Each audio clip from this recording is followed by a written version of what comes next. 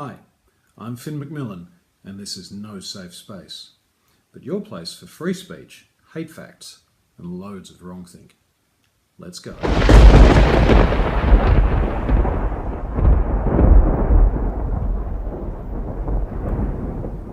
Stefan Molyneux, the Canadian podcaster and regular YouTube political commentator, put out a video a few months ago where he talks about his biggest red pill moment. I'll put a link to that down below. In that video, he invited viewers to share their red pill experiences. Other YouTubers took up the invitation, and there have been some fascinating stories recounted by people who have made that journey. I'm a big Lauren Southern fan, so I've also put a link to her response down below. So, early on in my YouTubing career, I thought it might be good for me to share my red pill moment, especially for those who wonder how I got so deplorable so quick. So, the red pill moment. Well, I guess I should expand a bit on that. I don't think there really is a moment as such, though for some of us there may well have been a pretty abrupt catalyst. But generally it's a process. Usually starts with a nagging sense that the political and cultural narrative we're being told and that we've always believed and see our friends still generally, unquestioningly believe, doesn't really add up. It's usually a process of seeing cracks in the wall of this consensus reality that then gradually widen, and pretty soon the whole damn wall threatens to break down entirely. And we struggle against that. I mean, how else do you deal with the threat of your whole life being turned upside down? Not only do you have to reconfigure pretty much all your attitudes and values, but you're probably going to lose most, if not all, of your friends. You're going to lose most of the things that have provided your self-identity, probably your spirituality and moral and ethical presumptions, and your place in society as a whole. And yeah, let's address the problem with the term red pill right away. Sure, as a term, it's getting a bit naff. It can be a bit lazy and it's probably overused, and true, it's often used to basically give a bit of a culturally authoritative edge to all the craziest conspiracy theories out there. Don't believe the earth is flat, don't believe the lizard people rule the world, well then you're a rube who hasn't taken his red pill yet. Yeah, it's a problem, but I think we can still use it effectively enough. The red pill, obviously, is drawn from the scene in the movie The Matrix, where Neo is offered the choice of the blue pill or the red pill, where the former represents sleepwalking through the same old reassuring and safe illusions, and the latter represents a life-shattering awakening to how the world truly works. It's still a pretty good trope for illustrating the process of waking up to the mainstream media and establishment-induced political coma that passes for orthodox instruction these days.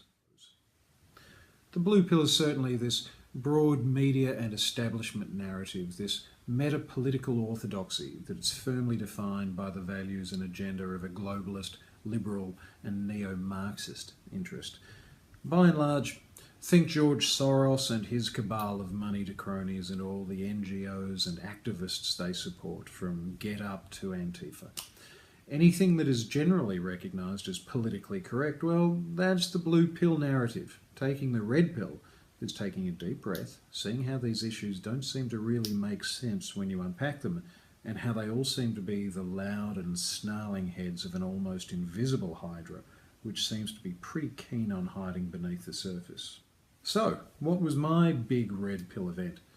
Funnily enough, I saw on Facebook the other day, you know, that function which tells you how you embarrassed yourself on this day, however many years ago. A conversation I had with a lot of my friends after Tony Abbott, leader of the Liberal Party, here in Australia that's the Conservative Party, won the federal election back in 2013. Okay, so here is my guilty secret. Yes, I had been an Antifa supporting Greens voter through most of my adult life. Yes, I knew there was something wrong with the whole picture they painted of themselves in the world, but I was still pretty ensconced in the idea that, well, we were the good guys who cared, and those evil right-wingers, well, yeah, fascists. End of story, end of thought. It was totally surreal to watch what happened in mainstream Australia after Abbott was elected. Within days, he and his government were being hysterically vilified for legislation related to illegal boat arrivals, offshore detention, damage being done to the Great Barrier Reef, global warming, and pretty much any other of the hot-button social issues of the day. And all of this 2 months before the new parliament was even due to come back, and all this legislation the crazies were hyperventilating about had been put in place by the previous Labor government. And for the remainder of Abbott's time as Prime Minister, he was constantly pilloried for policy put in place by the previous left-wing government, policy which the now near apoplectic protesters never raised a peep about when their side of politics put it in place.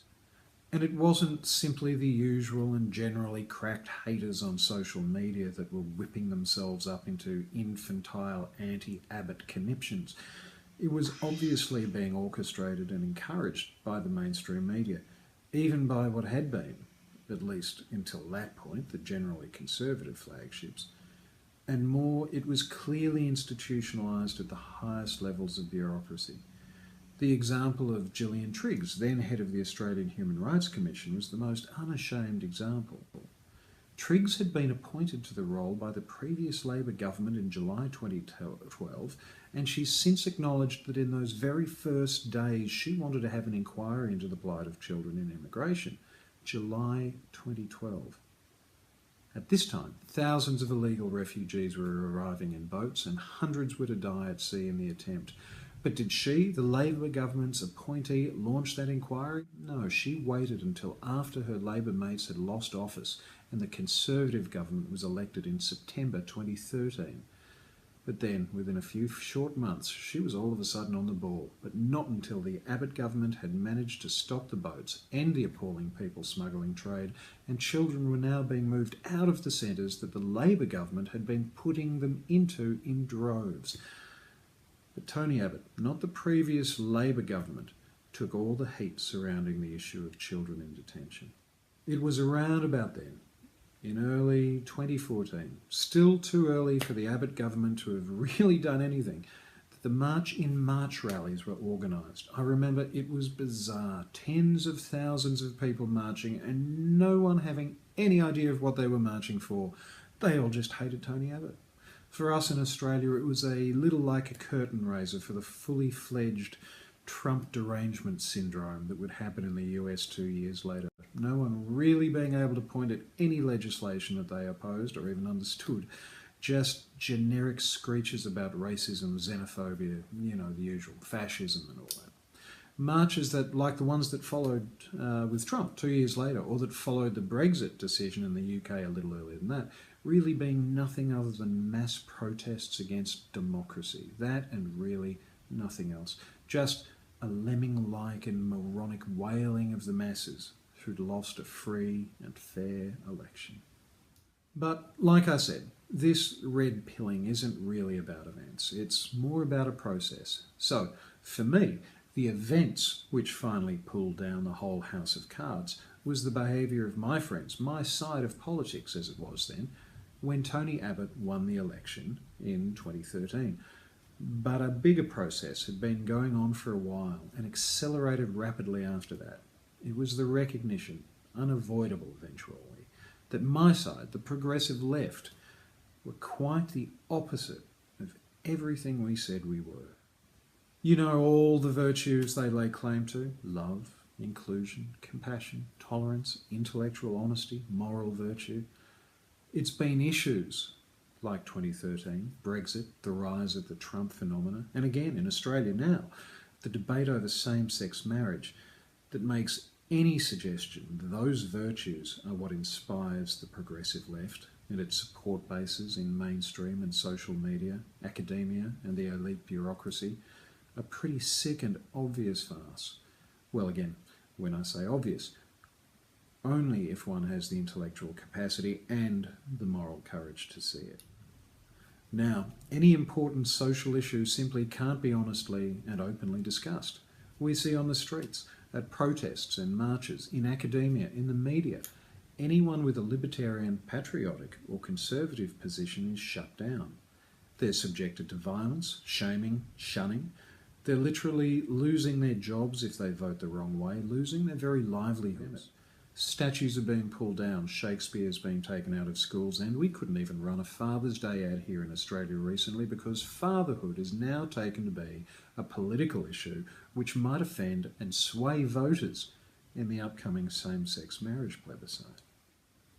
And all these appalling behaviours, all this violence, threat and ugliness is coming to the fore here in Australia with this plebiscite right now. And it's pretty much universally coming from one side. I'll post another video with details of all the bullying, violence and intimidation that's coming from the Yes camp later. But a case in point occurred here just 2 days ago. Back to Tony Abbott. He's arguing for the no case, the same side that pretty much all the mainstream, including both major political parties and all major media outlets, supported just 4 years ago, and is as hated by the left now as he was after he was elected. Anyway, he was walking down a public street in Hobart when an anarchist thug wearing his Vote Yes badge came up, offered to shake his hand, and then head-butted him in the face. Awful as that all is, I started to watch on social media the now pretty usual response. Here was a pretty clear issue. A personality on the no side of this debate was physically assaulted by a person on the yes side. Sure, this animal said it had nothing to do with the same-sex marriage debate. Well, he would, after he'd been arrested and witnesses reported the yes paraphernalia he was wearing, wouldn't he? But all I saw on social media was people laughing it off. First of all, they denied it happened. Then, when the arrest inconveniently came, it moved to, well, it was all about Abbott had it coming. And then the usual pretense it had nothing to do with the violence and intimidation that has been the hallmark of the Yes camp since and before the plebiscite was called. And remember, all of this sort of behaviour, this Orwellian reversal of truth and moral value that is coming from the progressive left is being done in the name of love, compassion, accommodation, tolerance, inclusion. And it's that quite obvious fiction that became my red pilling. My progressive mates and I back then, no, we didn't stand for anything, certainly not social justice. We really just stood against any Western, white, male, Christian, able-bodied success story. We were all about being righteous victims and righteously hating those we not so secretly envied. The progressive left don't stand for multiculturalism. They basically just hate white European culture. They certainly don't care about women's rights or domestic violence. Just look at the total pass they give to the widespread violence against women in our own Islamic and immigrant communities, not to mention the blind eye turned to the rampant rape epidemic and child sex grooming scandals rife across Europe. They care about the abuse of women basically only when white men are doing it. Compassion for the poor and dispossessed? Well, do those marching in the anti-1% rallies look compassionate? Of course not. They're angry, envious, and just want to take from the rich what they can't or won't earn themselves. Gay rights? Sure, unless it's an Islamist terrorist blowing up a gay nightclub in Orlando, or homosexuals executed under Sharia law. Then, well, you can hear a pin drop in the silence. Gay marriage? Do they care about social justice? Or is it just about undermining what is seen as a foundation of traditional values? Look at the protests against traditional marriage here in Australia at the moment and ask yourself, is this the behaviour of people standing for compassion, inclusion and justice? Or are these just haters and agitators? The social justice warriors, the insufferably righteous progressive left, they stand for nothing. They exist simply to tear down the society they fail in. They identify with victims simply because it gives them a way to feel morally superior when they've achieved no moral accomplishment themselves. They exist simply to burn the whole place down because they can't win at life.